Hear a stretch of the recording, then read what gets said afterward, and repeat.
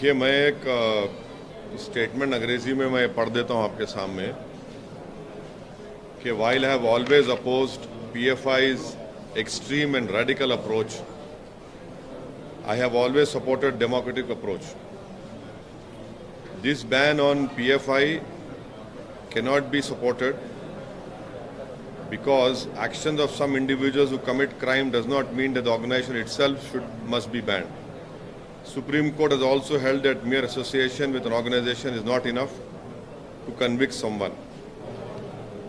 A draconian ban of this kind is dangerous as it is a ban on any Muslim who wishes to speak his mind. The way Indian electoral autarky is approaching fascism, every Muslim youth will now be arrested with a PFI pamphlet under India's black law UAPA.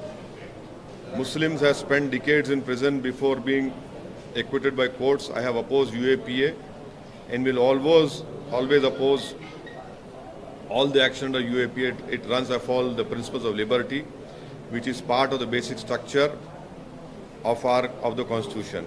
We should remember that Congress amended UAPA to make it stringent, and when BJP amended the law to make it even more draconian, and at that time the Congress supported it. This case will follow the timeline of Kapan, where any activist or journalist is randomly arrested and takes 2 years to even get bail.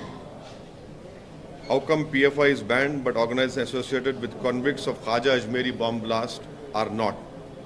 Why has government not banned right-wing majoritarian organizations? This is my statement on this recent ban issue.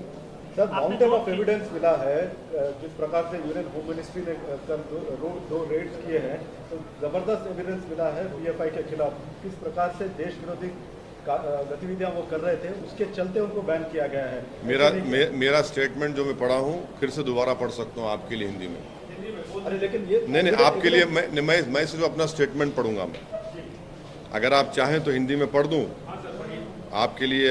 आपके हिंदी में पढ़ना है तो पढ़ देता हूँ हिंदी में आपके लिए। सुन लीजिए ताकि हिंदी में आपको आसानी हो जाए। नहीं सर, ये तो पूरा पढ़ के आपके जैसे होमवर्क करके किया गया था। हाँ जी, ज़रूर सही है। मैं आपकी काबिलियत पे भरोसा नहीं कर रहा हूँ, बट लेकिन आप अपोज क्यों कर रहे हैं? नहीं, वाइल सुनिए, सुन लीजिए ना।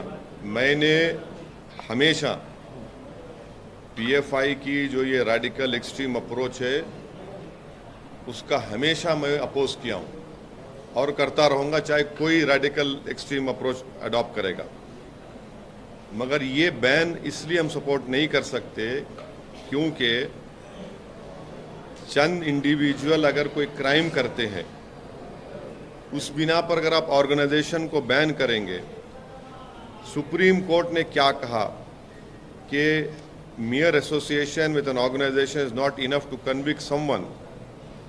ये जो ड्रैकोनियन बैन जो लगाया गया है ये मुस्तकबिल के लिए डेंजरस चीज़ है, क्योंकि आप ये कहना चाहेंगे कोई भी मुसलमान अपनी दिल में जो बात है, जहन में बात है वो ना करे।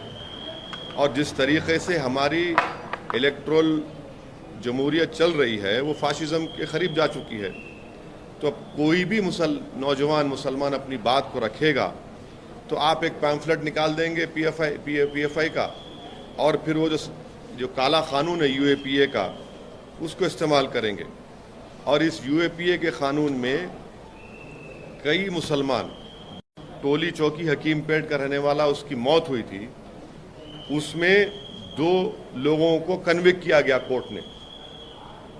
वो कौन सी ऑर्गेनाइजेशन ताल्लुक उनका बताया, चाहे रेडिकलाइजेशन एक्सट्रीम कोई भी करो, विंग हो कोई विंग हो, जो भी रेडिकलाइजेशन और एक्सट्रीमिज्म की तरफ किसी को लेकर जाता है उसको अपोज करने की ज़रूरत है।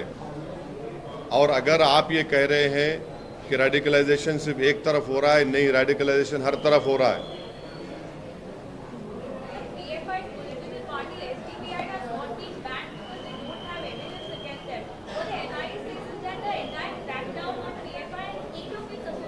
In my statement, I have mentioned the conviction of those people who had bombed Khaja Ajmeri Dargah.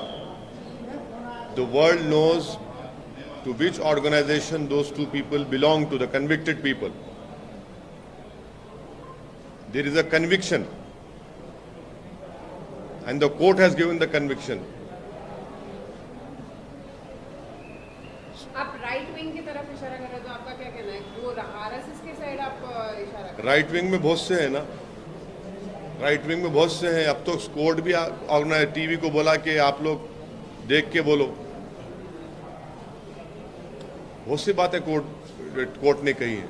Right wing और हाँ, राइट विंग में बहुत से हैं जिसमें मैं ही नहीं हूं। यही तो मेरा सवाल है, इनको रेडिकलाइज कौन कर रहा है? कि वो शहबाज अंसारी, झारखंड की सरकार की जिम्मेदारी है कि इस पर सख्त एक्शन ले और वो पीड़ित परिवार से कोई मंत्री जाकर मिले, उनको यकीन दिलाए कि इनसे इंसाफ होगा और उनकी मदद करना। मगर ये रेडिकलाइजेशन है, ये शहबाज अंसारी की मौत, उसका कत्ल, लिंचिंग, ये रेडिकलाइजेशन है, एक्सट्रीमिज्म है। ये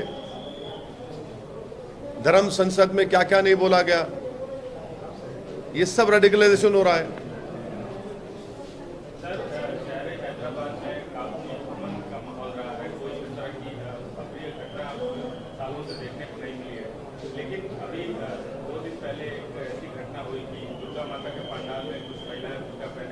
हाँ, तो आपको पुलिस